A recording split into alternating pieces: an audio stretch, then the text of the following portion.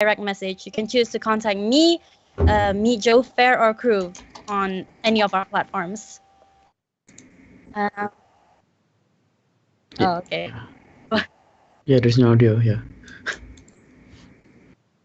Tell me. All right. Hey guys, welcome to the Fundever channel. We are here with the June podcast. Before we start with the podcast, I would like to make a short announcement. The Gamers ABC podcast is looking for local artists to design our podcast overlays. If you or any of your friends are interested, you can send us your samples through direct message. You can choose to contact me, Meet Joe Fair, or Crew. So let's start. I'm your host, Lizara, and this is the Gamers ABC June podcast. The title for today is What is Esports? We're going to be diving into some of the basic stuff for the non-gaming folk, but at the same time, the guests here will also be giving their input on the deeper stuff as well. Remember, this podcast will be uploaded to the Fundever YouTube channel so that anyone can watch it in the future. We're going to try to keep this to 1.5 hours. So we're here to learn. I'm also here to learn from these very handsome guests. about esports. We can also be taking questions from the viewers. So anybody with questions, make sure you type them in the chat and crew will highlight them to me. So first of all, everyone, please do give a short and simple introduction about yourselves. Anybody can start. Pseudo, come on. All right. Hi guys, my name is Justin Pseudo Gregory, and I'm Malaysian. Yay! I've sort of done lots of weird things within the gaming and esports world.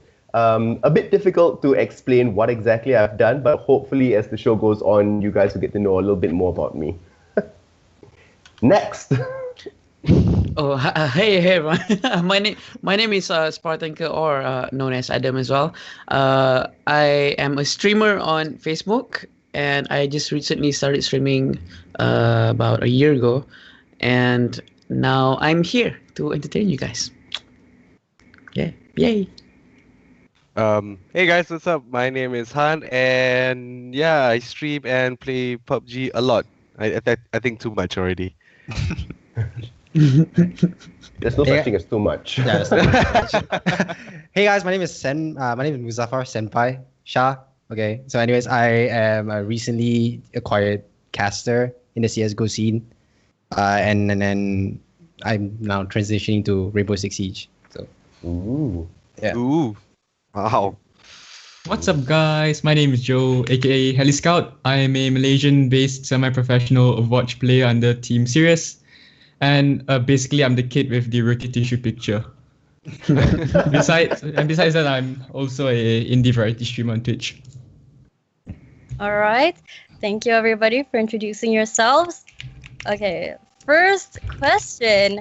How would you describe esports to someone who isn't involved in gaming? Pseudo, you might want to take this first. It's always you. Okay, so I've had lots of problems with this question, primarily with the structure of the question in the first place. Because as you just mentioned, how do you explain esports to somebody who's new to gaming? So you're really talking about two different realms here. What is the gaming realm first? And so questions like, does gambling is considered to be gaming? What other forms of gaming are really there? Is playing chongkak gaming? One can make the argument as well, right? So in order to establish what gaming is first, we generally tend to say, or I generally tend to say, electronic gaming. So think of console, think of PC, think mobile, that sort of range. And when you go to esports, I look at it as these are national level competitions. Everything else below that doesn't count, because one-off tournaments I don't consider quite under the esports sort of banner. So I'm really looking at syndicated tournaments, large scale, that's going up there. So when I explain that to them, like NBA, not basketball at your neighborhood corner, then they tend to sort of get what esports is. Yeah, esports to me is something that you can, you can just measure. Something that's obviously being played on an electronic device.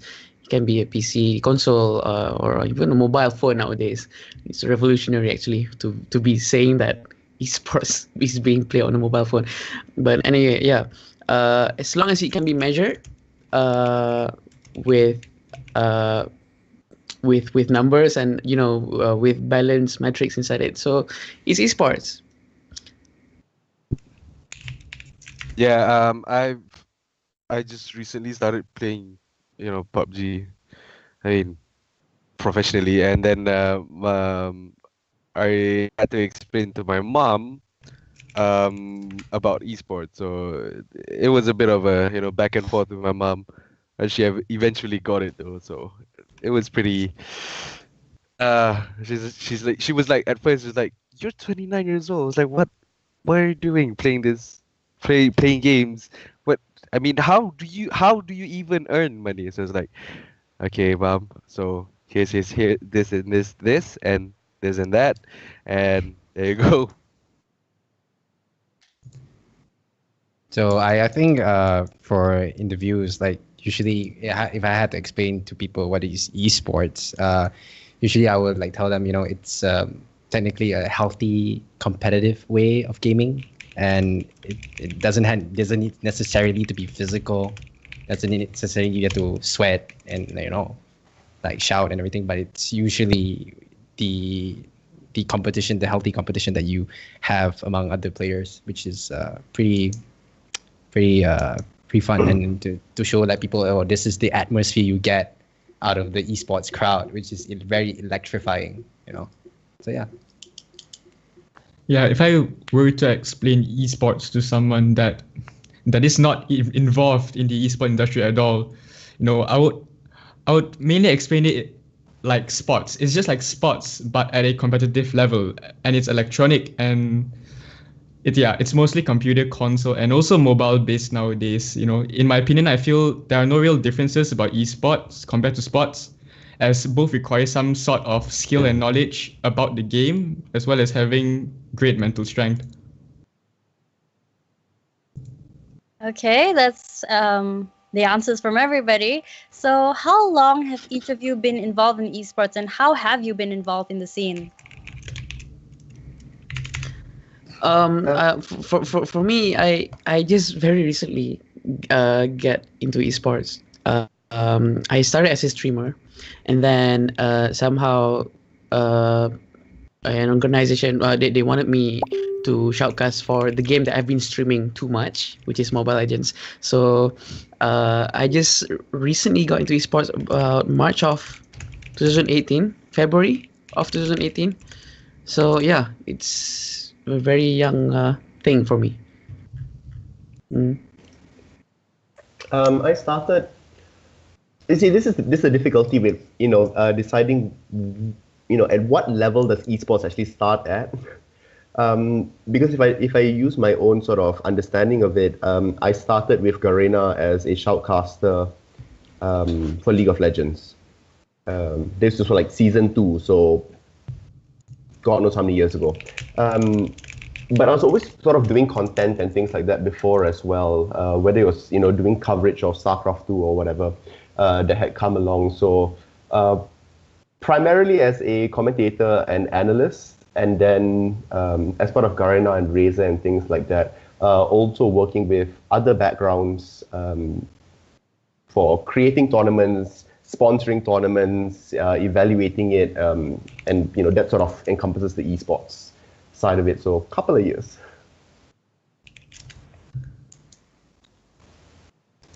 Yeah, senpai. Oh yeah. Okay. Anyways, Yeah. I would say I think like how I started esports is because I think when I was like I'm not really that old like you guys, but but I think when I was like 21, I started after a while I went to competitions for CS:GO. I kind of decided, this feeling, this sensation that I had, why not put it into like a more positive thing. So what I did was I made my own esports team, and then I acquired some players as well, like in terms of CS:GO, Dota, and LoL as well. And then after a while, I kind of like had a lot of support from my friends and my family. Do this thing on the side when you're doing what you're doing right now, what you're studying. Which, most of you who don't know, I'm studying film production as well. Wow. Yeah. So Great. there's a lot of things on my plate. But yeah, after transitioning from being a owner of a esports team and manager as well, I kind of thought, I wanted to be a shoutcaster. So I didn't know what to do. I didn't know how to look at it. So I just like randomly tweeted it out. If anyone wants me to shoutcast for them, like CS:GO tournaments, they just holler at me. And then they actually just did it. So ever since then, I've been casting a lot of North American CS:GO games from like primarily ESEA. So yeah. Nice. Yeah. Alrighty. Well, for me, just like started playing PUBG. So it's there was Dota 2 and CS:GO. I mean that ship has sailed way before. So it's kind of great. It feels great, you know, to be, you know, like doing. No, I just continue. I think I don't know. Go ahead. Continue on. No, I mean, the feeling is so great to be doing what you really love, and you know, and to be having, well, not making big bucks, but you know, still having, being able to sustain your life with with playing games. I mean, I thought of like doing that when I saw those Dota 2 players and CS:GO, and then uh tapi it never came true. So you know, I'm here. Hi. Awesome. Right.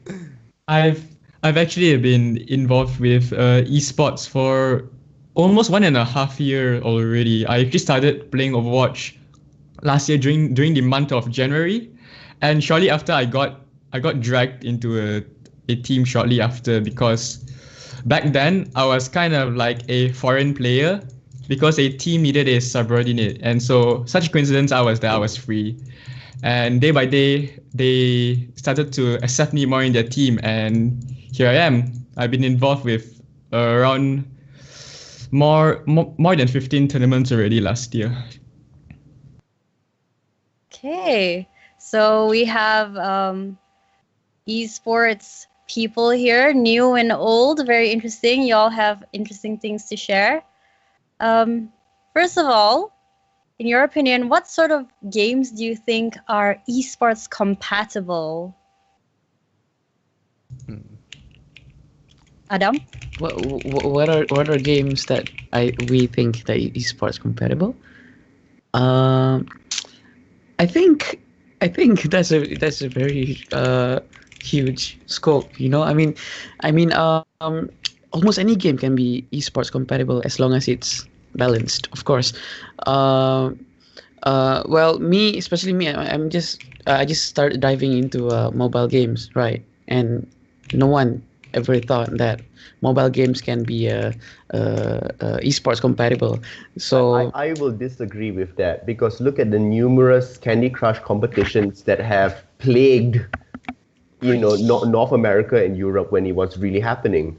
Even Taiwan had a huge surge of sure, it wasn't done in stadiums and whatever, but you can't also say that it's not esports because it was competitive. There was prize money and people were competing. That's interesting. So as long as you can measure it, like what I said just now, as long as you can measure it with numbers, then it is compatible to be esports. I don't know. I sort of find the question a bit hard as well because if you look at technically single player games, right? We associate esports with being competitive, right? Multiplayer, etc., etc. But if you look at single player games as well, there has been I guess a sport sort of built around it, which is Speedruns. Speedruns. Yeah. So, do you say that is also competitive?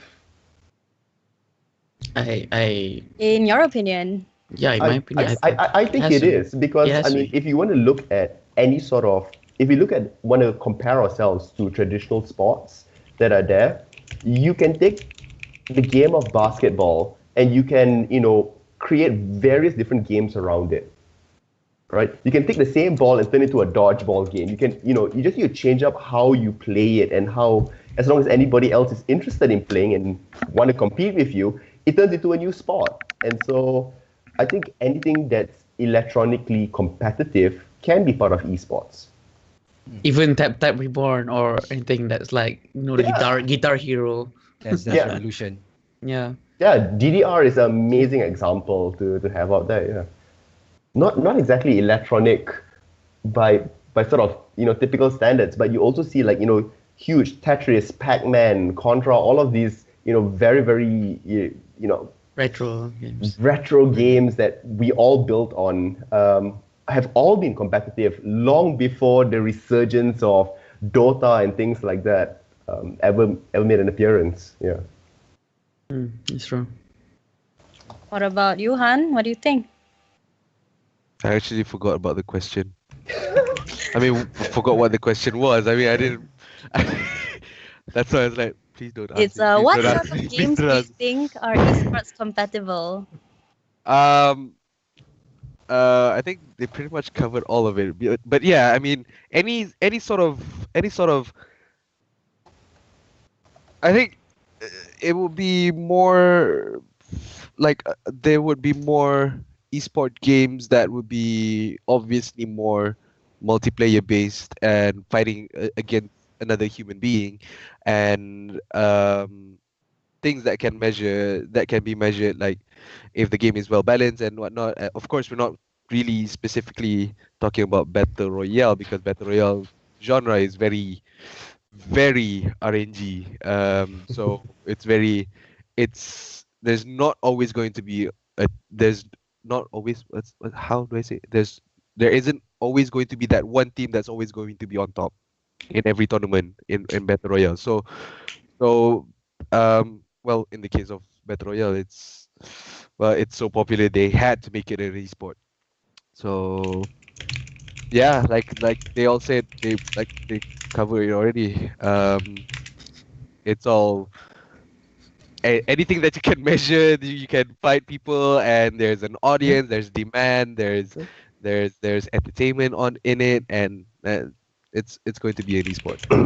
Yeah, that's I mean, right. there's even Tetris esport. That's true. Yeah. For the sake of knowledge for everyone here, can you guys list out all the current most popular esports genres for us? Sorry, what public? What? Genres. Like League of Legends and Dota, that would be MOBA, right? Yeah. What else? To, to, to me, fighting games are also starting to get really popular, as well as like FPS, and also real-time strategy games like StarCraft 2. The reborn of StarCraft 2. That's right. Yes, the StarCraft 2 reborn. started it all, actually. Yeah. Yeah, dude. Yeah, actually, there's a lot of genres that the more that we can count.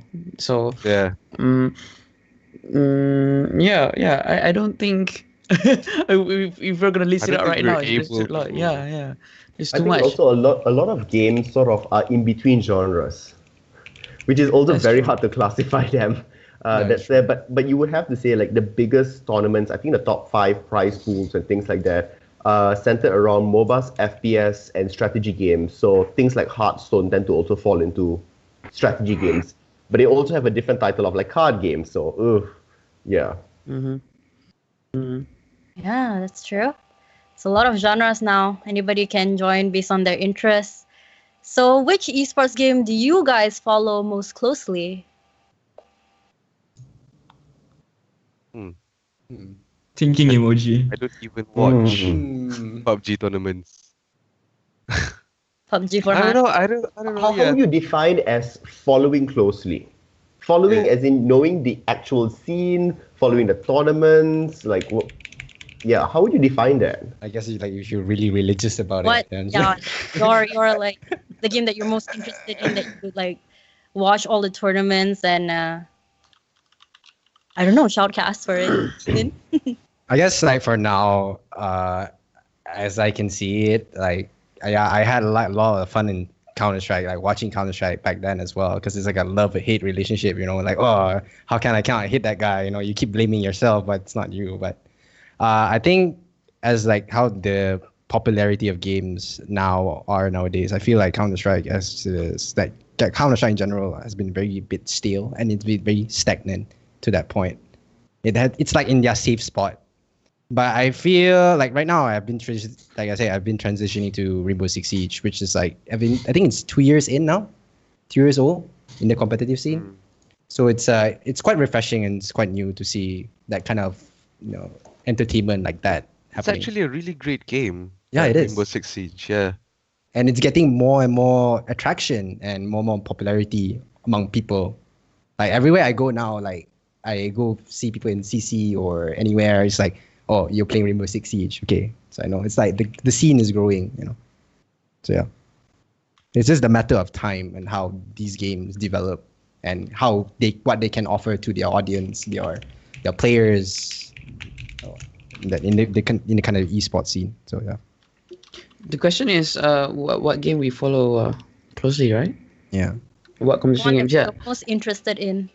right. I follow World of Tanks a lot, and I don't play the game anymore though. But I follow it a lot because it's a whole new genre actually. But not much people. Justice gone. Not much people have been playing it inside of Malaysia, but in Europe, in the NA, people play a lot. I know people are gonna guess that the game that I watch the most is actually Mobile Legends because I play it every day. But no, I don't actually watch Mobile Legends tournament that much. I just cast for them. What genre is World of Tanks actually? Um. Hmm. Action strategy. Action strategy. I guess that's Probably, it. yeah. Yeah, I think that's probably close to it. Yeah, action strategy. Yeah. It's 15 versus 15, so yeah. How about you, Heli Scout? Uh, oh God. I mainly follow or mainly watch a lot of competitive Overwatch because one, I'm a competitive player, and I do enjoy watching very very high tier plays because it just really gives you a like a great concept of how something can be executed. It just really changes the way how you think. Like like how the Koreans utilize this strategy and how they basically go off meta and really just shocks the whole world. Another scene I'm also really interested in is actually the fighting game scene, because in the fighting game scene it's not all about mechanical skill. It's also very mentally pressuring, especially knowing the fact that if you are a very very well seasoned fighting like a fighting game player, people at the bottom could just analyze your play over and over and over again, and soon they will be able to kind of get a grasp of how you play. And when you fight this random player, you will feel very pressured because you have no idea who he is, and for some reason he knows what am I doing. Yeah, What fighting pretty games much do it. you watch actually? Is it stuff Uh, like Street I Fighter? watched some Street Fighter as well as Tekken games. I know Injustice 2 is coming about in the fighting game scene. Maybe you can Well, check it out too. I haven't watched a lot of Injustice 2, unfortunately. I recently watched it and I was like, oh, this is pretty fun. To know that Injustice 2 can actually become an esports game and people actually follow it. It's kind of interesting as well. So, yeah. Pseudo? I don't follow any games like really religiously, but I do consume a lot of content. So even when I'm at work, I have 3 monitors, and one monitor is just streaming videos playing in the background. And so like inherently, I kind of get to know about what's going on. I generally tend to follow like the more professional side. So Dota, League of Legends, CS:GO, Overwatch, Hearthstone, Mobile Legends. Let's see, am I forgetting anything else? Some more. Yeah, I think it's whatever's just on, or whatever's the latest tournament that comes on or had recently passed, I just sort of leave it in the background, and sort of follow it. And then if it's interesting, if all of a sudden the same name has been coming up, over the last, 6 months or something, and they happen to be winning, I'll go in, go to Wikipedia or something of that sort, find out, what's going on with this team, what's actually interesting, so that sort of thing. So I wouldn't say I'm actually like super interested in any sort of one particular game. It's also probably to do with my background. I'm not allowed to have a favorite. Oh, why So, is like, that? So when I work with Razer as the community and esports manager, where I sign teams and sponsor different games, I cannot be seen as being impartial or having a favorite. Oh, you lah never reply dulu. Tak ada lah. Yeah, so you sort of just are trained. Even though I'm not an FPS player, I will most likely get a headache if I had to play an FPS game that's there. But I can appreciate, I understand the strategy, and I can call out a good gameplay when it's happening. That's there. So love for all, no favorite. Mm. Han, anything else besides PUBG? Besides PUBG. Fortnite, Han. Fortnite.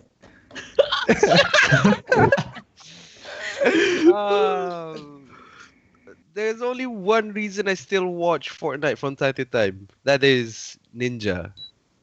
That's all. Okay. So yeah, that's about it. Dota 2 tournaments, TI, macam kalau if friends like, macam, hey bro, what you doing? Like hang out lepak sekali bro, macam. Okay, if I'm not streaming, then maybe then yeah, lepak sekali watch. But other than that, I don't really watch follow esports closely. Not even PUBG. I mean, um, uh, We're I there to play, not to watch. Yeah.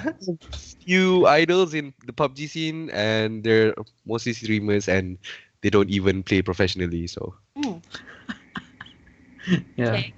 yeah. So, in your opinion, what makes these games that you follow so closely so entertaining and watchable? Ooh. Ooh. Oh, that's Why Win. do you love it so much? Winning. More. It's so rewarding. Like, playing and watching, it's so good.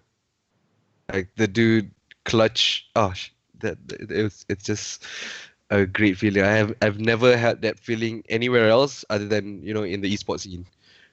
Well, not to say not anywhere else. You know what I mean. Where does that feeling come from? Is it because like you play the same game as these Yeah. professionals? Yeah. It's like you know how they feel. Winning 1 against 4, 1 against 3, 1 against 2, or winning the whole game because you probably had your terrible loot or whatever, and then you start off at the end. In the end, you win with just a UMP or a micro Uzi, something like that. How about you, Senpai? Okay, I was like too engulfed on what Han is talking, so I kind of forgot your question. Can you repeat that again? So you said you follow then Rainbow Six Siege. In your opinion, what makes your game so entertaining and watchable? I guess like to point out to what what Han is talking about was just like it's very rewarding to see the players clutching a single, like they had no opportunities, like zero, like in our minds, oh he has zero chance to win this round, but in the end they prove us wrong because all the dedication, the hard work, and the training they had, it's really rewarding to see. They show like, oh, this, it's all in the mind. It's nothing or what people say, what opinions that people give you. It's all in the player's mind, the individual's mind. Whether I can do this, I can have this ability to come forth and like win, to have this reward, and like my fans are here to support me, for God's sake. So it's like I think feel like also like Han as well. I think pretty sure in Australia you've had that same feeling as well, right? Like, Yeah, man. You're like, I want to win. This is like so rewarding. I came here to. I won number 12. Yeah, that's good, man. Congrats. Still is number. Daripada kami tak ada number apa langsung sebab tak join langsung. Kosong. Yeah. Yeah, I guess it's an easy game to follow. Usually, FPS games are very objective-based games, and some very easy way to follow. Like, for example, Overwatch. There's how many game modes are there in Overwatch? 3, right? Actually, there's much more, but at a competitive standard, then yes, there are 3 types of game modes. Yeah, so like in Overwatch, okay, you understand there's 3 game modes, like payload, capture the point, and for CS, okay, there's counter terrorists and terrorists. The terrorists have to plant the bomb, counter terrorists have to stop them. And then Rainbow Six is almost the same thing as well, because all these tactical games, all these FPS games, they always have an objective, and it's always easy for people to understand. In terms of like, I don't know about mobile because I don't really follow mobile, but there's a lot of things going on there. I'm actually I respect those who cast mobile games because they have the ability to talk really, really fast. And sometimes we'll be like, oh, what's going on? But the casters are always there to help you, like to figure out. So yeah. Pseudo? I would say for myself, the most entertaining thing, or why I keep going back to it, actually has nothing to do with the players, because there's always going to be bad plays, there's always going to be good plays. Like just legitly saying, right? I'm watching it for the sport and the entertainment value of the sport, and a lot of it comes down to the commentators. A lot of it comes down to the pre-show and post-show, because that's when you actually see the storylines being driven. And the sort of other way to look at it is, would you watch the same match if there was no audio? And I wouldn't. I generally just wouldn't, because it feels strange. It feels really foreign to watch something completely muted.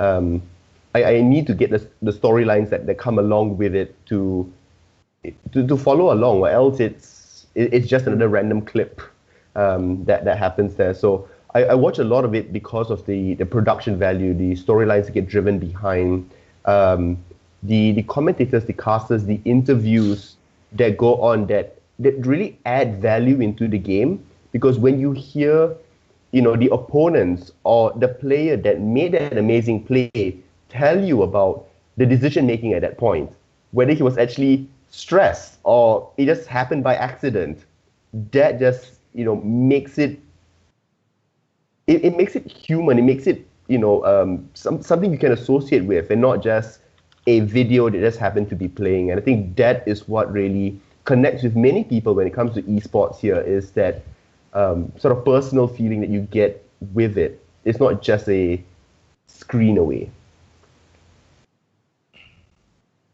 So the reason why I watch World of Tanks only is basically because of the game itself. Do you guys know the game? Yeah, World I've of kind of Tanks? seen Yeah. a couple of it. Yep. Yeah. Have you guys ever Yeah. played the game yourself? I No, never played. not. So Wargaming, they develop Can have a attack. bunch of games. So shoot. it's World of Tanks, World of Warships, World of Warplanes. But the main thing that goes into the competitive line is World of Tanks as of now. World of Tanks, the game itself is fun. Oh, so you see, I'm like a child again. It's not like a random FPS game. You just pew some random part of the body and then they get hurt. It's not like that. If you shoot this side of the tank, if the tank is angled this way towards you and you shoot this side here, it's not gonna go in. It's gonna scrap. It's just gonna leave a mark. That's it. There's no damage. If you want to blind the player, you don't want him to see you. You shoot the commander's hatch so that the commander is blind, so he cannot move around. So they require a few seconds for it to repair. It's a very tactical gameplay. It's not straightforward. You have to communicate with the rest of your a team of 7 or a team of 15. The clan wars of the game is great. The game itself is awesome lah. So yeah, I'm just a fanboy. I'm just fanboying right So now. you like it for the mechanics and tactics that you get to see. Ya, sebab dia Sounds tak straightforward macam kalau CS kan. Sorry, bukan nak maki, bukan nak best CS. It's okay. It's okay. Cuma macam Marilah kita dia membawang. nampak terus tembak tau. No, dia macam a reaction based punya gameplay tau. No, I'm not trying to say that it's a bad game. No, I love those games as well. Cumanya I'm not talking bad about Fortnite either.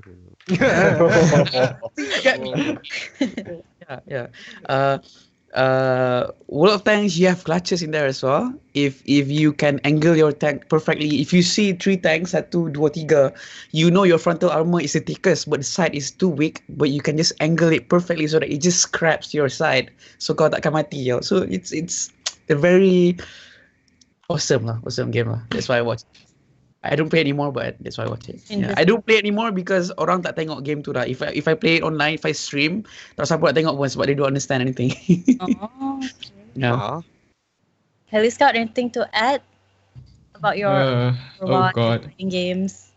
Well, everybody else basically explained everything, and I also mentioned a bit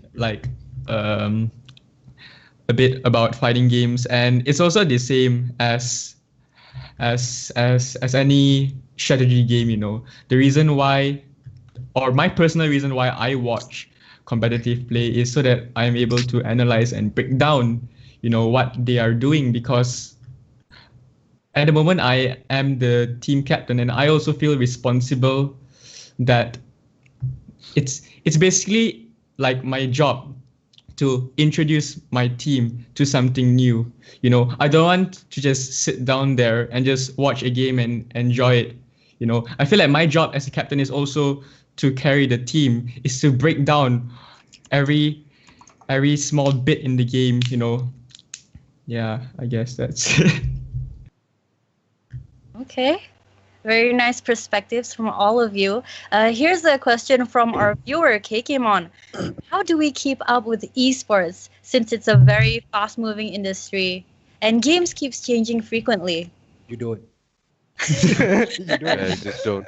I think that's an absolutely fair answer. You don't, because different people will find different affinities to different games, and they will develop that side of esports, whether it may be community or into the actual players or shoutcasters or whatever else it is. It has to be born from that community, and with a new game coming out every day, it would just have to come from the community. So you can't actually keep up. Unfortunately, we are essentially the 60-year-old people going, what is that? What is that new game? How does it work? At the age of 20-something already at this point. There's just too much content. We had so much polygons in CSGO. So everyone's answer is you don't. Is it? I think I guess like I said, like it's very hard to keep up with current things that happen in the industry. Sometimes, like what Sudo says as well, it's like it has to be born within the community, right? So I kind of agree, and like knowing that coming from CS:GO or R6 as well, it's too much things to intake. So if someone just casually like, hey, this is update, like they changed everything, it's a bit like, oh, okay, so that's cool. That's a cool new information that I've got. So it's just like, for me, it's just a pass and go thing. It's not really of like, oh, I have to like literally read this thing top to bottom. Generally, though, people do visit like certain websites to get the latest news and check out like what event is happening this month, right? Where's your source for all of this? The Score Esports. Twitter. The Twitter as well, from the legit developer, right? So My viewers tell me. Yeah. Yeah. I just find it on Adam whatever masuk is my tournament tak? recommendation. Masuk. Adam masuk tournament tak? Masuk. Okay. Jawab je, just jawab je. Yeah, I just follow whatever's on my recommended list on YouTube, just like for the next thing. Or if I go on Twitch and I'd be like, oh look, there's 300,000 people watching this game. There must be something going on. Yeah. That usually happens. Like if there's a new update, like a big change, the game will spike up in viewership. Yeah. Okay. We have another question from our viewers, or our technical man Groove. How does a shoutcaster keep up with the changes of the game, such as the updates, characters, nerfs, buffs, etc.? Google. I play the game myself lah. You're Usually, like if, really, like new patch, new update is like tadi ke ataupun go lah whatever like that or whatever, I think. mean, wait, sorry, go ahead. No, you go ahead. To be absolutely honest, like I've been casting for the last 7 years now, and it is actually really, really difficult as a caster to follow every single update and to really understand what it means. Because just reading the patch notes isn't quite enough. Because we also need to see how the patch notes will actually take effect, how the general community would adjust to it, and then what the pro players adjust to it.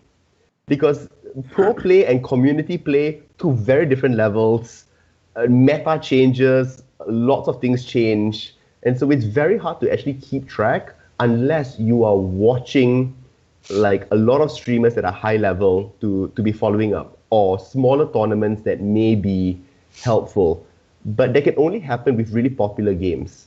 So if the games are quite unpopular, it is almost completely on the casters to theory craft, and if you're good enough, to play it so that you find out insight about what's going on. So it's a race where the patch notes are 10 meters ahead of you, always. You never really know how it's going to be adapted, which is why many times, if you look at any big tournament, whether it's CSGO, League of Legends, whatever else it is, the international, on the first day, there's all this speculation from casters and analysts about what's going to happen. And then in day 2, you start to see them change out everything because, the players don't want to play this. The players are choosing something else that's there. And so it actually is quite physically impossible to know how a player is going to play it. And so, yeah, as a caster, you just need to be able to admit mistakes really quickly and think on your feet. Anybody else would like to add to that? They kind of blew my mind. Senpai?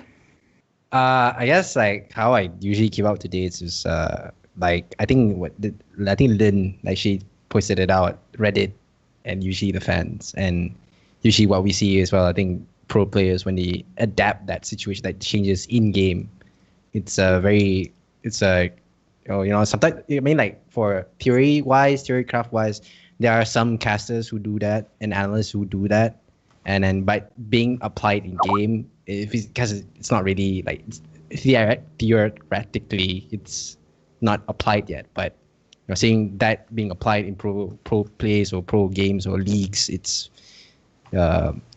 shows that like that you do actually are so well informed by Reddit or any other source out there. So yeah. So the one and only game that I have ever casted is again Mobile Legends. Talking about the game, one patch equals to one potential bug. Okay, so you have to for me my most effective way to learn the patch is to play myself, test every single new thing that is pointed out by the game, so that I myself can know what's going on with the new patch. So yeah, I just play a lot. New patch note, play it. Basically that's it lah. I do snoop around a lot around Google juga, baca-baca sana sini, but then again it doesn't really help me sebab when I read I don't really know what's going on. Maybe I'm more of a visual thinker though. If I can see, if I can experience myself, then it's senang. Okay. If nobody else wants to add, shall I move on with the next question? Heck yeah. Ada 3 shortcasters ni rasanya. Yeah. I shout only, I don't cuss. There's another Close question enough. from a viewer here, Guardian Angel 7. Based on the definitions of esports, would competitive drone racing be an esport, and why? No. You guys have heard of these drone things? Yeah, Yeah. I've watched a lot of them as well. Oh. I would say an outright no, because it sort of goes into the realm of Remote control car. exactly remote control motorized vehicles. Yeah. RCs. So I mean, and that in itself is a whole other. People might call it hobbyist sort of sports that's going there, because you can also look at such as drone flying and like car racing, motorized car racing. You also have planes and things like that, which is how the evolution then became to drones. Just because they add on a virtual reality bit, so you have a goggle, you can see what's going on. But it's the same thing as putting a camera in front of any of your racing cars and just forcing a different perspective that's there. So I don't think so. This is classified under esports specifically, but it definitely has an E element to it. Which is the first person view camera tu je lah kan. Yeah. No, I mean, if they adapt like virtual reality and things like that into it, then maybe. But even virtual reality is a very touchy subject when it comes to esports, because the scope just becomes way too big. Yeah, So sure. if we start putting in drones into it, then Yeah. what's going to happen? Robot basketball next? Nobody disagrees with this? I think I kind of agree with Straight away as well. Yeah. Yep, same. Yep. Like Microsoft is developing that HoloLens, and it's augmented reality rather than virtual reality. So you see your opponents in real time in real life, but there's extra HUD, heads up display and everything. So I think that's more interesting. But that's where I think there's that there's that line where you don't know whether it's an esport or a physical normal sport. I would say, I guess. Yeah. All right. We're gonna go into a break after this, but first we have one last question from our viewer, Hiwu1. Are there any problems or restrictions in esports that limits the participation of female gamers? Oh, Ooh, touchy, Yeah, touchy. touchy. Okay, the thing is, okay, so I'll tackle this, okay? For Here we one, go again. no, the thing is, okay, so for one, we need to remove this whole paradigm of maybe the argument goes back to like feminism and equality, yada yada yada that goes on there, and I don't know if there's any sort of biological difference between, I don't know, reaction timing or whatever else that's going on, but what can be quite agreed upon is that generally females are less competitive than males. Just on a very general note, right? And so when you're looking at, high-level sporting events and things like that, where it's no longer just a hobby or a game, you have to look at, yes, there's going to be a slight difference of how well people really want to pursue this. In this case, how well females really want to pursue this, because there's a lot of time that goes into practicing, and that comes up from, wanting to be the best, not settling for, good enough.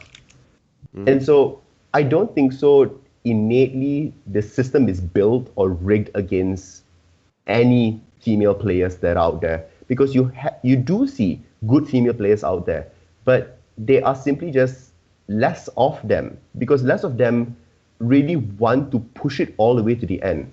I mean, this is a standard, the standard deviation chart, right? If you have less people, your ends tend to be narrower. And so I don't think so anything is built against them that's there. Maybe barring the 10-year-old trolls that say, oh, you're a girl and you can't play, and oh, you only have tits on your stream or whatever of that shit. Like I ignore all of that, because that's not what we're actually talking about esports here, but we're talking about high-level gameplay that's going on. Very, very, very few people have really taken it to that sort of level. Maybe Hafu from Hearthstone or things like that can really be considered to be going out there. Alice Strasser and a few of these other people. But you're also looking at these games as more strategic games, not exactly mechanically proficient games that are coming out. So maybe innately, if the mainstream games are always mechanically proficient, then there's going to be a slightly less female participation or higher barrier for them to enter. But there's so many other games that would work. Okay, done. Okay. Anybody here actually has a female on their team? I wonder. I have a female player on my team. Nice to include us females. How about I go to competition as well. One of the female participants in my team is Kat and Peachism, if you guys know her. They play good, very very competitive as well. So the question here is, are there any problems or restrictions in esports that limits participation of female gamers? I don't think there are any restrictions saying females, only 10 females can join or whatnot. I don't think there are things such as that, except that it's just natural that most of the participants are usually men or males. I think benda ni goes back to our culture juga kot, from how we live at home. Boys yang keluar rumah pergi main bola, perempuan duduk kat dapur cuci pinggan ke apa ke. I don't know, but that's just the culture, okay? Bukan I'm trying to point out about girls who stay in the kitchen ke apa, tak. It's just the culture. Dan perempuan nampak macam girls seems a bit more fragile, so parents tak bagi keluar rumah banyak sangat, tak bagi mingle around with boys kat luar sana, main game dekat mamak ke apa ke, which is why they have a lot lesser chance to join esports. So it might seem like there's restrictions or problems for female gamers to join esports, padahal tak ada pun. I think I've seen like a couple of like professional esports players in CS:GO scene, because they kind of pointed out like a lot of the female gamers as well. And they always have this kind of mindset, there are a lot of men in this kind of scene. How do we break this thing, and how do we enter? But to be honest, in my opinion, my personal opinion, there is no limitations, there's no boundaries, there's no restrictions. It's just whether you want to join or you want to participate, or you just totally ignore it. Because like, for example, like the StarCraft 2 winner, Scarlett, was it the female? Yeah, Scarlett. The Canadian girl, yeah, she won StarCraft 2, and it goes to show it's entirely up to her participation, her will of doing it. So there's no barrier there. Yeah, I have to bring up the thing about like Scarlett with StarCraft 2 that's there, right? As much as yes, she won in the West, which is good and everything that's there. You also have to look at like if she were to be compared, or even the top tier male players to be compared. Technical difficulty there. Yeah. It's okay. As I was trying to say tadi, what was it again? Oh shit, it's gone. No. There are no restrictions to females. It's just based on whether they want to do it or not, right? Oh yeah, that. And then suddenly there's competitions for females only pula. Yeah, there is. Malaysia, you guys know kan, yang Dota. CS:GO. For me, I don't see any. I don't feel macam tak adil sebab kami lelaki nak masuk juga. I don't feel like that pun lah. I don't feel like that lah. Cumanya, Yasin, welcome back. Whoops. You were saying, Yasin? Where did I stop? Talking about the Scarlet West. Yeah, Scarlet, yeah. All right, yeah, okay. So like Scarlett from the West, she did really well in the West. However, even the top male players from the West are nowhere close to the Korean C-level players. Yeah, true. Like it's such a huge difference, but it also proves that female gamers can come from anywhere and do really well. The barrier to entry has definitely been reduced because how many girls actually have like high-powered desktops.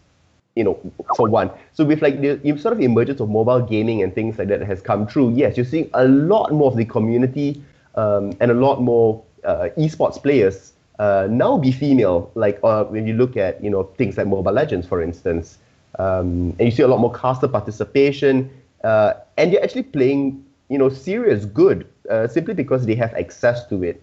Where else desktops and computer gaming or console gaming used to be predominantly just male-centric. I think that's changing up now as well. A pop-up question. Jeans Gaming asks, what kind of game titles do you think females will dominate in the scene? It can be a game that hasn't even been developed yet. That's really too early to ask kind of a question. I think Hearthstone can be one of them, to be honest. Like, I think if it's completely just strategy, like if you look at like chess and things like that, right? You sort of arc back to sort of traditional sports, games that tend to be very heavily strategic based and not physically or mechanically proficient. That's over there tends to see a closer gap between male and female competitors at the highest levels. So yeah. All right. We're going to stop the questions for now and go on a short break. It's intermission time. So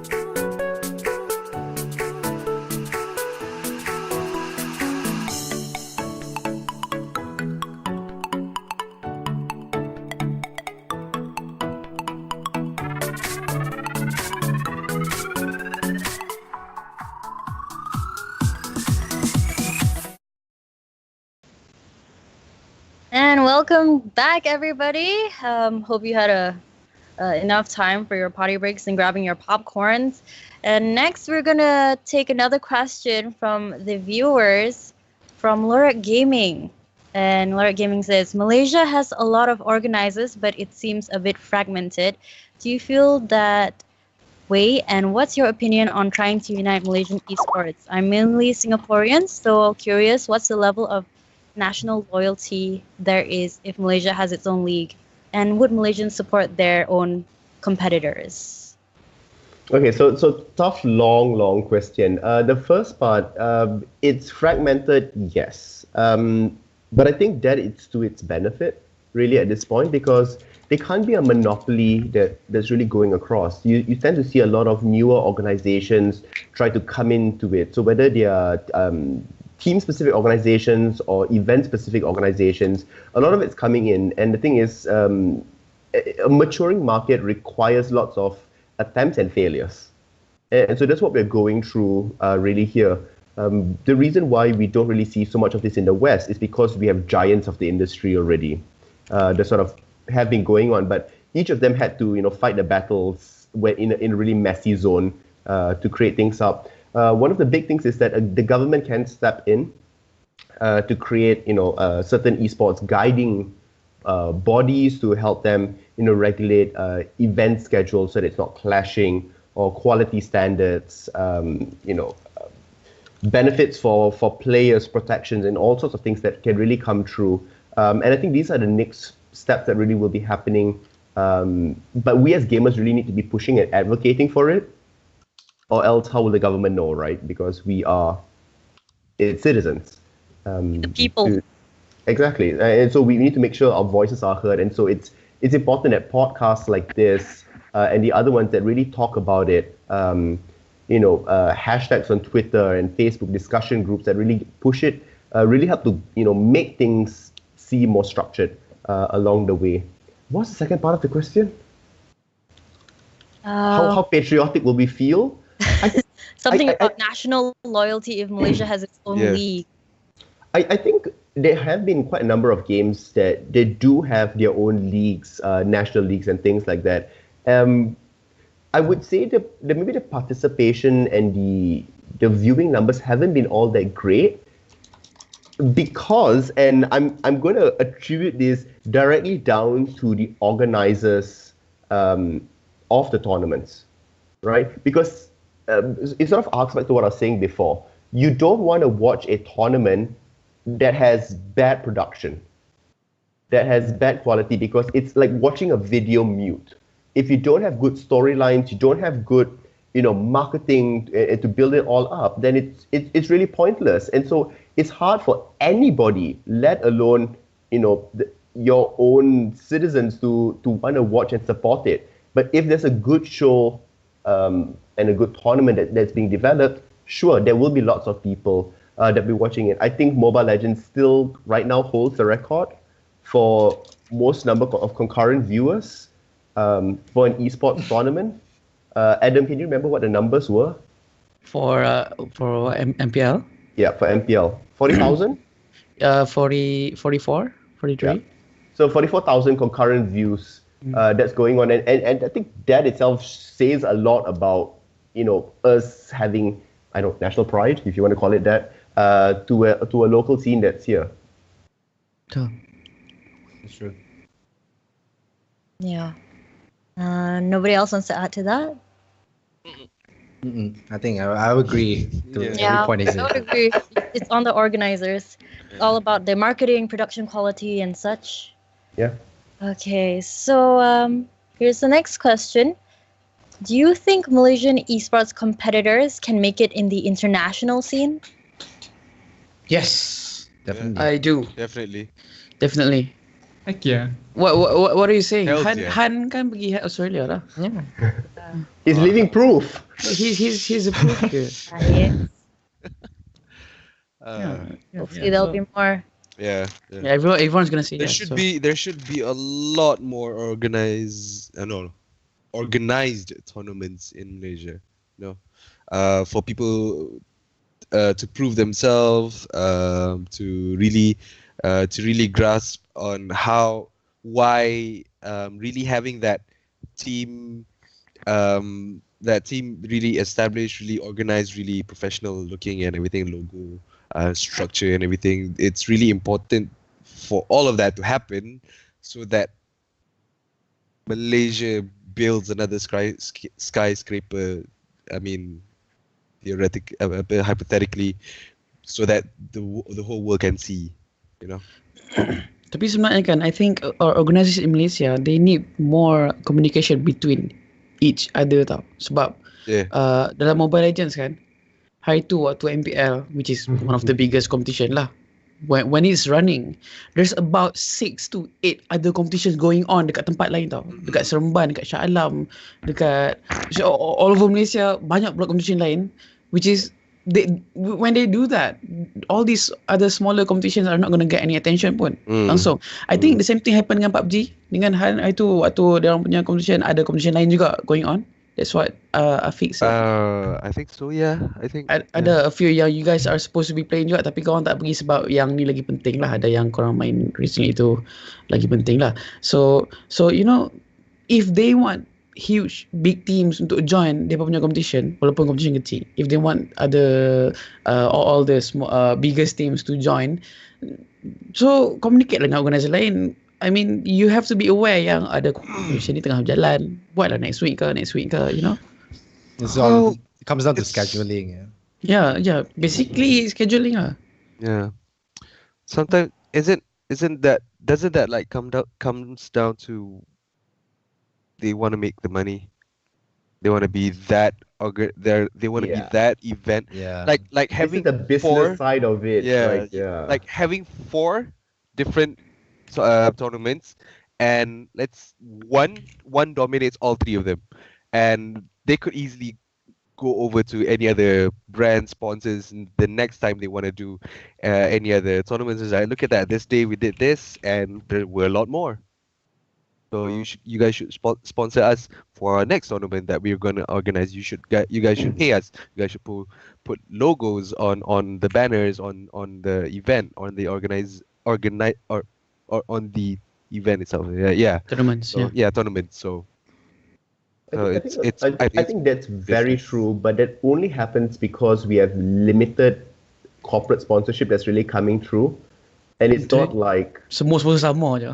exactly right. Yeah. So the thing is, with the addition of newer CDG. sponsors and things like that coming in, always, then we're going to see that grow. And I'm sort of very half and half with this, because as much as yes, things shouldn't clash with super major tournaments, right? So like, World Series, national finals and things like that, there should be some sort of reverence kept along with it. But if everybody's sort of doing a weekend tournament or like a small cup or whatever that's going on, you can't really tell somebody else, hey, I already booked this weekend.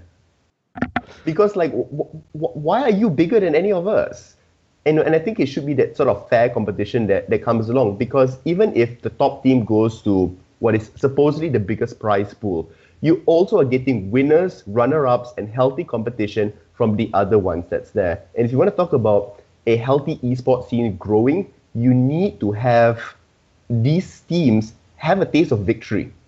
If they always are going to go up against the national best team or national best player, Yeah. oh my God, that is Yeah, demoralizing. Why do I need to join this? I can only ever get top 300 and something position because 200 people are like super good and always appearing in tournaments. So I Yeah. think it's fine to have clashing tournaments when it's smaller as well. But just that it must be some sort of like reverence to the big leagues that happen, It's up to the organizer's discretion, isn't it?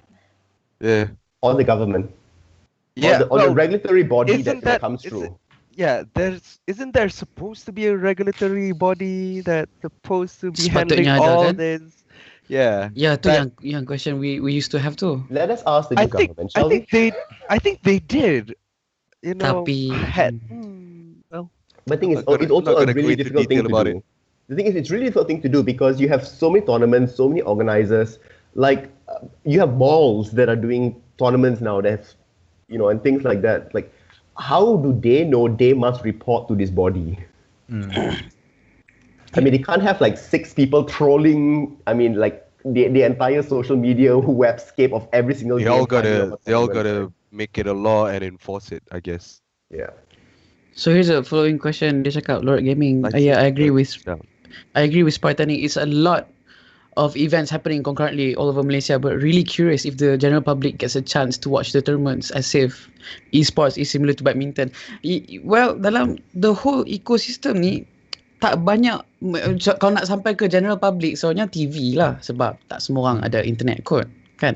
So I think it depends whether or not the normal general local television companies macam I don't know, maybe RTM1 one day tunjuk esports kan, I don't know lah, but you know what I mean. If they eventually participate dalam benda ni, then that will help a lot lah for general public to watch kan.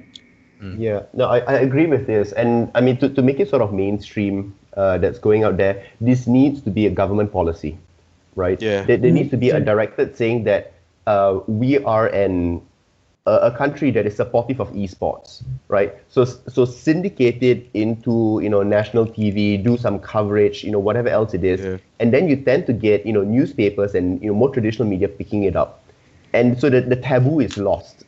Look at South Korea, right? That sort of example where it's in everybody's life, they know about it. Just like how badminton is a part of all our lives. Not all of us play badminton, but all of us as Malaysians can identify with it because it's sort of become part of our culture here. So this really needs to come back to government policy about how they want to view it. Because if they turn around and say gaming is horrible, gaming is bad, then everybody will believe that. Betul. Yeah. That's true. Probably one day when esports is the only hope for Malaysians to get a gold in Olympics. Oh, yes. Like badminton did. Badminton was like everybody was betting on badminton to get But gold. it's interesting you say that, right? So we have, for the last, I don't know how many years, I can't remember now, we have had the chance to win gold at Olympics for squash, Nicole David. But yet we have not seen squash ever appear in the Olympics in all those times. And although she has been world champion for God knows how many years, that's their undisputed winner. Nobody can rival or touch her. Born Malaysian, proud Malaysian, was on, I don't know, all sorts of things that's there. People still don't identify with squash. But that's because the government is not pushing for it. Yeah, exactly. Yeah. So you see, Lee Chong Wei versus Nicole David that's there. Both world champions. Maybe Nicole David has had the championship title longer than Lee Chong Wei that's there. But still you see the narrative being driven of the priorities that people are pushing out. And the same goes for esports as well. Certain games will always have a better narrative than others because, well, people with power are leaning more towards that. Yeah. Probably because Lee Chong knew the way and Oh my God. Huh? Oh no. No, Why do you no. have to do this, wasn't way? Don't- Oh my enough. god. Why I bet you Hans just literally type on the document and was like, okay, I'm gonna use this line now. Aku rasa dia tunggu sejam tu nak keluar. Hopefully, thanks to podcasts like this, the government will listen to the people. And looking at the rate that esports and the gaming industry is going at, I think we might just reach that point. All right. Next question from the viewer, Lee Miao Lim, 97. As you can see, there are many promotions of female gaming teams everywhere. However, some of these are just gimmicks? Will this affect the society's perspective on future female gaming? Is this true? Is this true, guys? I mean, if you want to see it that way, then No, the fact that all of us reacted in a sort of laughy way means it's a gimmick. yeah. Like, yeah, see, I mean, I hate this question like so much because it really rips into the fundamental of marketing, right? And sex sells. Yeah, that's why I kind of agree as well. Sex sells. Like when I was doing my short film, one of my producers, he was like, okay, I don't want to be this person because she doesn't have that body, she doesn't have that face, you know, because as a producer, you want to see the short film thrive into its highest peak, so you need to have like something that can sell. So in a way that, you know, gimmicking, you know, female teams, it's kind of true.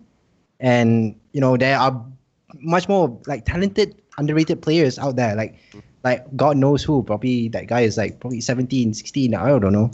But he's really talented in the game, very passionate in the game. But yet he does not get the opportunity as these females who are in this marketing gimmick.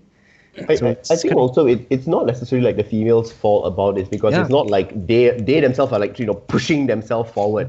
I think it comes down to maybe it's this like sleazy factor. It's like, why do you need to sexualize the females in this, right? If they are good players, then just make them good players. Yeah, like, exactly. why does it need to be like, oh, this is a all-star female edition. This is a, you know, special And it just so tournament happens for they're females. all Like, cute.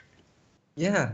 Yeah. With like, you know, Coincidence. 2 inches of makeup and professional hair done and everything else. Come on. The thing is, right, there are so many tournaments, there are so many events where the female players or whoever gets invited in have special budget for makeup, for wardrobe, for transportation, for all these type of things, Really? so that they can look pretty. They even have budget for fans and air conditioning to keep them cool so they're not sweaty and grimy looking on the event floor. Holy shit, really? I mean, Yeah. Really? Now, where Wow. would we ever see that for male players? never. I mean, like male I players just are need a always hair blower and a pomade yeah. Simple. and some perfume maybe. I mean, so, like, why is there like, when you sexualize them, when you treat them differently, male or female players, that's when there's issue. Which is why it is a gimmick at the end of it, right? It's all a marketing gimmick when it comes down to it. I mean, cosplayers for events and things like that aren't hired specifically because their cosplay is amazing that's there. It's also because they have huge amounts of fans, and guess what? Most of them tends to be girls that are super attractive and have lots of revealing pictures online. Look, it's your business. It works for you, fine, be it. But like, we also need to, you know, come to the clear understanding that this is what it is. It's all a business ploy. Actually, kalau nak question benda ni pun banyak, even yang legit ones that are sponsored pun macam, I'm talking about influencers, bukan esports. Maybe some influencers yang kebanyakannya memang huge companies akan cari female je sebagai ambassador ke ataupun apa-apa, you know, so yang tu pun it already affected the future of the rest of the ecosystem juga. Yeah, you know, I think you know what I mean lah. Tapi Adam, you're beautiful. Thank you. Lizara, how do you feel about this? Oh. Yeah, exactly. Yeah. Well, it's true what you said. Sex does sell. Basically, I guess companies would just want to use what they can to get people to join their event or watch their shows, Or buy their brands.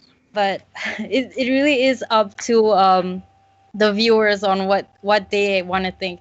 The question was actually, hold on, will this affect the society's perspective on future female gaming teams? Hells yeah. Yes, definitely. If like a lot of them are like pushing the, you know, the sexual parts, but I just want to let you people know that there are talented females out there, knowledgeable females, who are truly into gaming.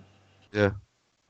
True. But it's not like we're denying it. It's we know. I have few friends as well who are really interested into esports and everything. It's just that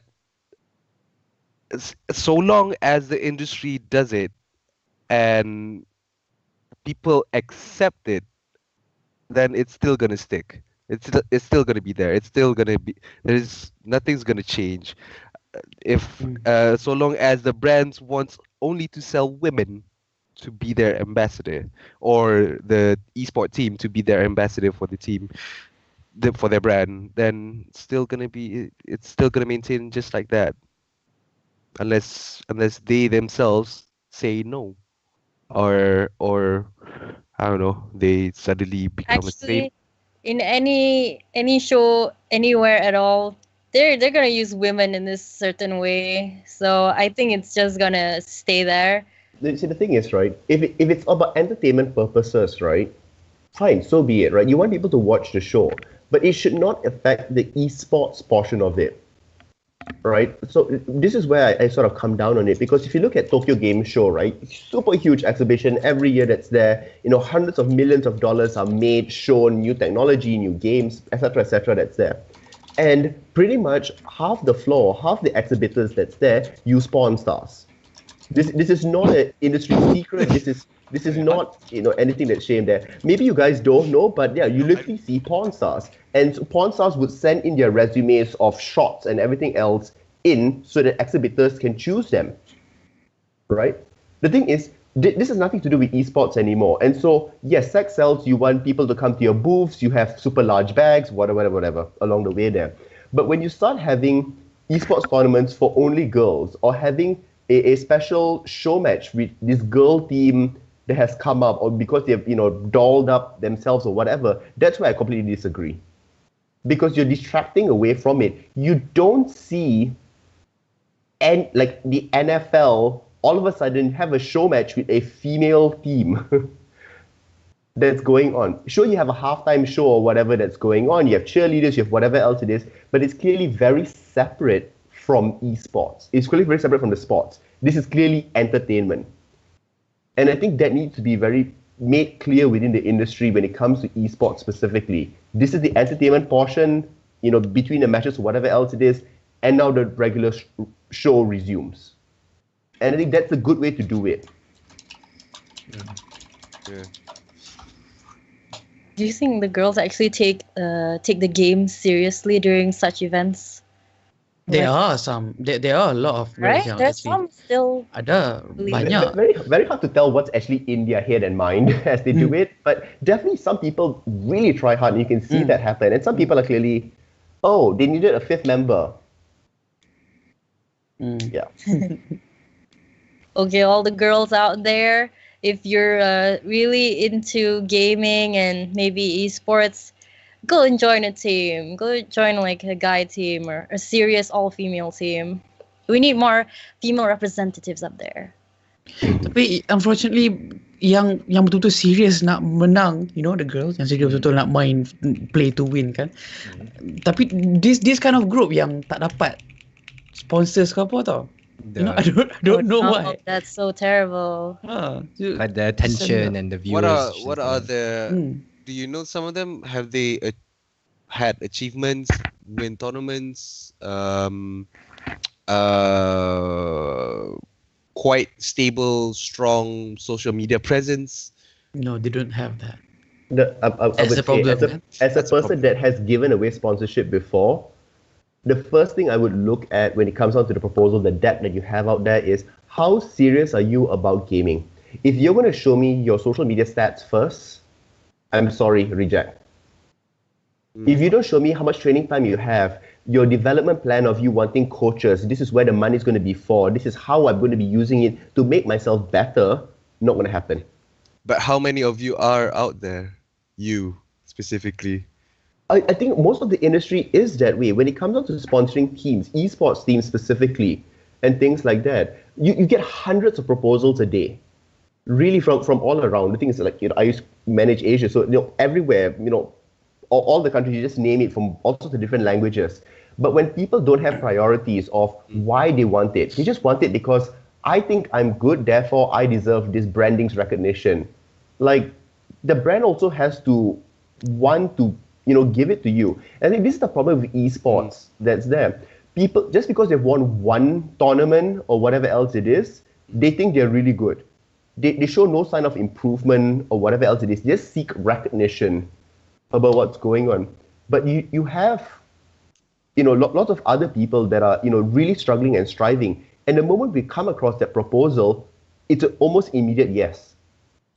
That comes across because we know, there's the struggle of what it takes to get to that point, the desire to really want to be better about what's going on. So yeah, if a proposal like that comes out, even for a girl team or whatever individual that's going on, an entertainer, a streamer, whatever else it is, then yes, that's going to move forward. But if you're diluting it with other random factors that's coming through, then no. Why would I want to associate my brand with that? There you So- go, boys and girls.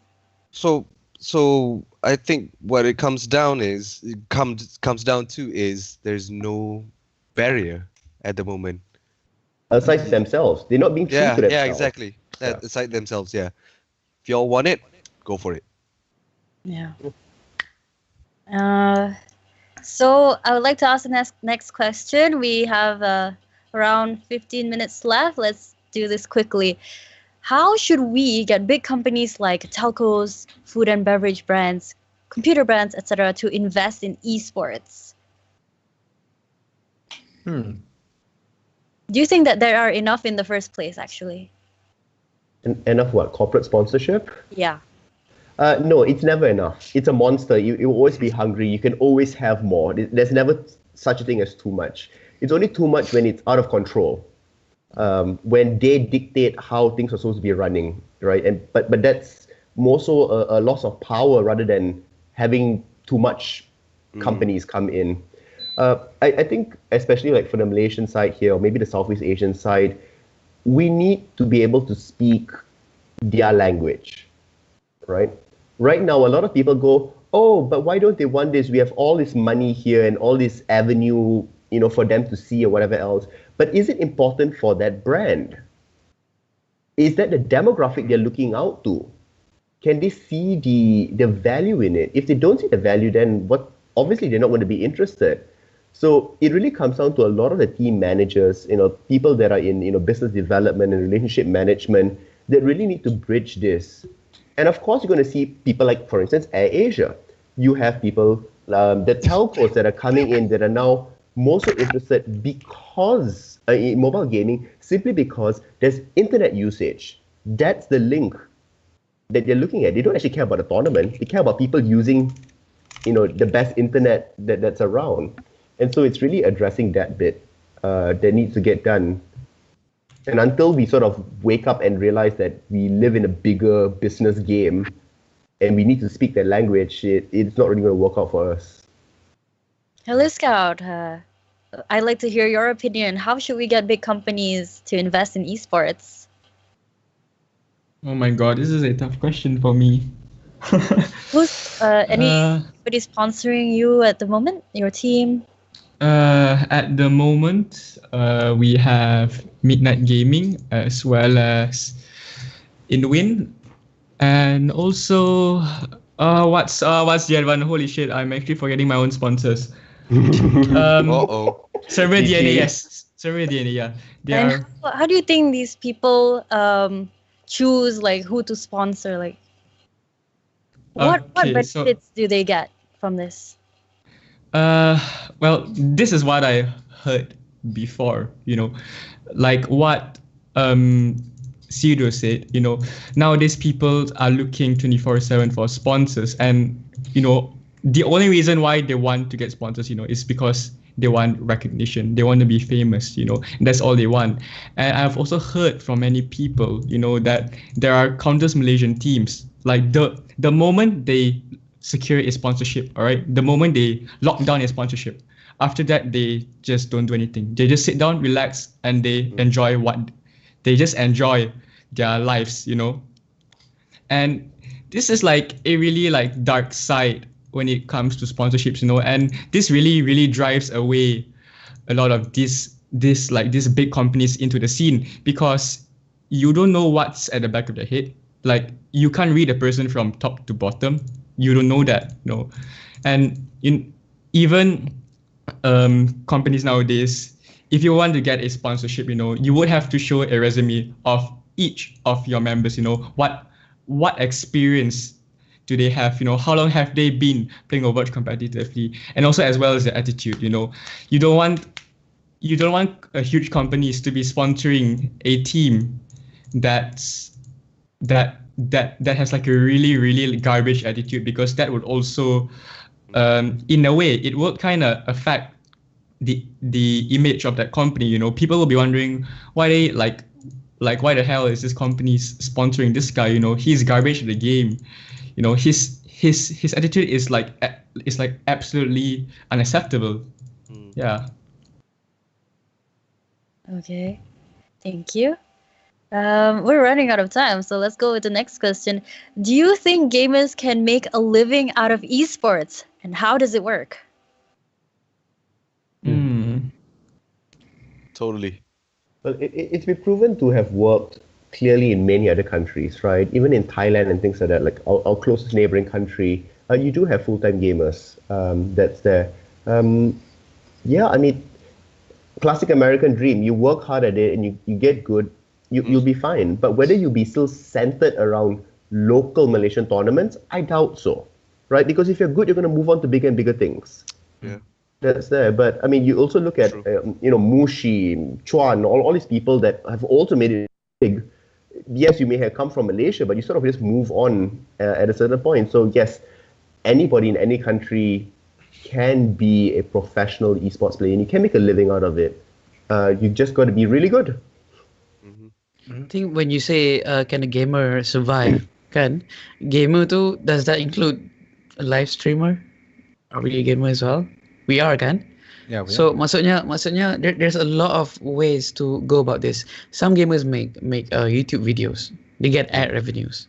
If they're comedy enough ke, too professional ke, ataupun you know, if they have maybe macam PewDiePie ke, but we don't have a Malaysian PewDiePie yet who make daily game videos and post on YouTube. Do we have one yet yang betul-betul dapat ad revenue and I think survive? there's this one guy, dude. He's young, 16-year-old, plays GTA. What's his name? I forgot. But he makes a lot of. Well, of course, he's 16. He's not living by himself, but I'm pretty sure he's making money because from what I've heard, he's getting at least 40,000 views per video at least. That's a really healthy number. Yeah, it is. For a ad revenue perspective, it is. Yeah. And dalam Mobile Legends pula ada seorang nama dia Sino. He makes video like 3 or 5 videos a month tau. I heard about And it. he probably I think he gets a minimum of 1.5 USD, 1.5k USD per month. So From ads? I think that's considered as That's a lot. surviving. I mean, kan? you can totally survive on that. Come on. Ya, memang boleh pun. So sometimes memang lagi banyak daripada aku pun sebenarnya. So you know, yes, you can. Ada banyak cara. I mean, you also have people like Aiman, right, who's just getting, who's just a streamer and getting, sponsorship from there. It sort of depends, like, whether it's gaming or esports really now. Betul. Because if you go to talking about esports, you can also have a career as a caster, a coach, an organizer, but whatever else it is. And those are clearly careers. People are hiring for those positions. That's there. But if you just want to derp around and play games and maybe stream and something of that sort, very difficult, right? You need to make a career out of it. Okay. I would like to ask this question. What is the future of esports for Malaysia? Jeans Gaming also asks, what is the prediction of esports scene in 50 years? I would say 50 in years. Malaysia. Wow. So far ahead. Yeah, they're so far ahead. I mean, like, there's like so many things that are happening. 5 years. Yeah, Maybe probably 5 Let's years. Probably just 5 say years, 10 5 years. years. Yeah. I think we'll be on par on our brothers and sisters from other continents, and it's going to be ever growing. If you can see like the revenue, what esports is making nowadays, like in general, in the whole globally, like you think globally, it's getting more and more attention from everywhere, like all sorts of the world. Now, I remember second Russia has like finally accepted esports into their scene, like their culture, which is a very big thing, like this kind of things. Probably 5 years, 10 years, we can see Malaysia adopting esports. Like, we're having like hosting tournaments, like for example, DreamHack or whatever. We wouldn't know. I mean, like I know ESL One came to Genting. Was it 2 years ago that they first introduced ESL One Genting? Yeah, 2 years ago. Yeah, 2 years ago. Yeah, that was a really big change for all of us. I mean, like to have that kind Big of tournament. surprise, yeah. Yeah, like damn. Why not Yes. Singapore? I mean, why here? I mean, it's like that. Is it because of our culture? Is it because of the scenery? Is it because of the scene that's growing here? Because we're cheaper. Yeah, the cost cheaper, logistic wise. Yeah. I think what you say is absolutely true. But in all honesty, if we're sort of on the same road and traction that we're going on now, in 5 years, very little would have changed, right? I don't see how we can actually catch up, because catching up implies we have to grow faster than whoever's ahead. Yeah. And so without proper policy, without people really being vocal and calling out on the nonsense that's going on, shedding light on all the shadows, we're going to be sort of stuck in this sort of cycle back again, right? Maybe in 5 years, it won't be us talking about it, but it'll be these new people that have come through that's talking about the newer game and what exactly esports is and why is Malaysia behind or why is Southeast Asia behind and things like that. Our Because- players aren't. Yeah, because if you look at like Indonesia and Thailand, like really, and the Philippines that's going on there, right? They have huge communities for Dota, for instance, in the Philippines. And that's why you tend to see majors go over it's a Manila major that's being done out there. It's simply for the viewership numbers. It's for the crowd that has been going over there. But their esports scenes isn't really growing. Their gaming scene is growing. Their esports scene isn't. Having an international tournament come over does nothing for the community. If the community can't host its own.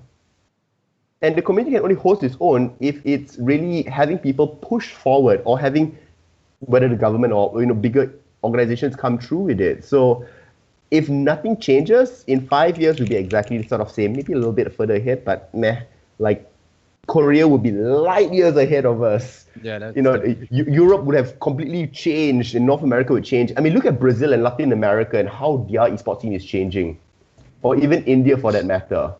You actually see change in the esports scene, not just gaming communities. Yeah. Oh, yeah, I've recently heard about Indian esports teams. Yeah, I know Optic acquired an Indian team, in India team. This is really surprising. It's like very shocking. Everybody's from Bangalore. No, I'm just kidding. Or in Malaysia in 5 years' time. What's your prediction? Who? Me? Is it me? Health Scout. So Heli Oh, Scout. me? Yes. Been very I feel that esport will definitely have a bright future. It might seem like a really niche market or industry to most newcomers or even some gamers. People are always wondering, wait, they are just actually sitting down and playing games. They aren't even close to actual like athletes on the field. But in my opinion, esports holds a lucrative number of opportunities for team owners, players, and sponsors to grow and flourish. It creates a really diverse window of opportunities for smaller companies to hop on the bandwagon and grow as well. Because as the esports scene grows, it will also encourage players that aren't involved to get involved. What if they would want to form a small team? This would benefit smaller organizations and teams, because then there will be like new smaller companies, and they could lock down a sponsorship, and both of them could grow and flourish together. And also, not to mention, even telecommunication companies are starting to get involved in the industry too. As well as even professional sports athletes. Like Rick Fox, Shaq O'Neal, And also music producers like Steve Aoki, they are actually investing quite a lot of money into esports and esports teams, Esports could also possibly open up a new future of entertainment. Games can be hosted on Twitch with actual hosts hosting or shortcasting the tournament. This opens up a new window of engagement through entertainment because fans and viewers can connect to the game itself and react on the fly. It's something like the late night shows, like the Ellen Show, but online instead, where the audience is able to interact with the show/game. I completely agree with you, but I think there needs to be a clear separation of esports future and gaming future. Because gaming future, yes, there's shows, there's so many other things. You have traditional sports that are coming in, but they're coming into gaming specifically. While like Asia, for instance, is buying up a team, or Rick Fox is buying out a team, having Echo Fox or whatever that's there, they cannot really develop the esports scene. They're just joining the scene. The scene is dictated by organizers, by game developers. That's really there. These are the ones that organize the super big tournaments that really leads up to it. Yes. I think I have to agree with Justin point where he said that it's government dependent. Kalau government macam betul-betul push sendiri, everything will be, in 5 years it will be a huge change. Contohnya hari tu when I go back home during election kan, my parents asked me, Adam, do you know that the government wants to make esports available in schools, make it either a class ataupun curriculum dekat sekolah? Do you know about that? I don't know lah, sebab I don't watch the news ke apa ke. But they said that they completely disagree with the idea of having a esports sebagai class ataupun curriculum. Who disagrees? My parents lah. My parents disagree. Sebab if dalam sekolah baik belajar je, kalau nak balik rumah main game tak apa. Sekarang it's just that small change which is balik rumah main game tak apa, but dekat sekolah tak boleh. So I think sepatutnya I don't know what do you guys think? I think that will affect a lot kan dalam 5 years. Yeah. Esports. If it actually happens, yang esports government sendiri pun approve masuk dalam sekolah kan. Yeah, I think that is really going to speed up some parts of the progress. They start dari high school pergi ke college. I really don't know about that because it seems like a pipe dream, right? What game are they going to choose? What exactly is going to be taught, right? The syllabus is so weird, and people just think you're going to be stuck at PCs. That's there. So so even you forget all that sort of issues, or we don't know the details about what's going to happen and things like that. We should have the same amount of focus as the maximum amount of focus into esports needs to be into how much focus we have on sports in school. Because school is there for you to still study to get a career out of it, right? And it doesn't matter whether you're not going to use that thing you learn in maths, you're still going to have to learn it. Right? You shouldn't be like, oh, let's just change this out. No, it doesn't work that way. So, schools need to be there. Sure, you want to have specialty schools, Bukit Jalil, whatever, for amazing athletes to pursue that further, to harness young talent. Sure, I'm all for that. But really just implementing it across the board. I'd rather have coding classes implemented for a better economy than to have esports classes or gaming classes. I would just rather have better civic classes in school because my word, Malaysians could use some. Yeah. I concur. Betul, Yes. betul. I agree with that one. Yeah. Code. You must code. So yeah, it's about time to end the podcast, guys. I think that was Oh no. yeah, it's midnight now. I think that was really, really great information that we had from all of you guys. Yeah, how are you guys feeling now? You feel that the viewers can really benefit from the discussion we had just now? Hopefully. Yeah, we should totally bring this. We should share this around. Maybe it'll go viral, and maybe the government will help fund esports even more. I think, at this point, it's good to have come on a podcast because, whenever I do the Bawang podcast or the other shows that I'm on and things like that, there's more people that get the sense of agreement because most of these topics aren't really brought out and discussed. So you don't really get to see viewpoints. People aren't putting out what exactly they stand for that's there. So it's difficult to find people that you identify with that have the same cause or the same thoughts.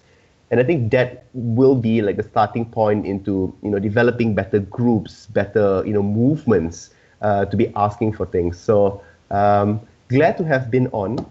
Sorry for talking so much. No, it's great. You have like really good input. Sorry for talking too much. Apologize saying like That's my standard line for everything I'm on. I think never say sorry when you talk too much. It's like very informative. It's very good. Yeah, betul. Because like some people like the younger generations wouldn't know this kind of topics. Coming from you, the person who has like all of it, like probably all of you guys have like experience in this. It's very fresh to hear in your minds, Yeah, it is- in my mind pun still sebab I'm young, so How old? Thinking emoji. I'm young in this industry. Please, jangan tukar tajuk. Yeah, we're all still young, don't worry. I'm young in this Okay, industry.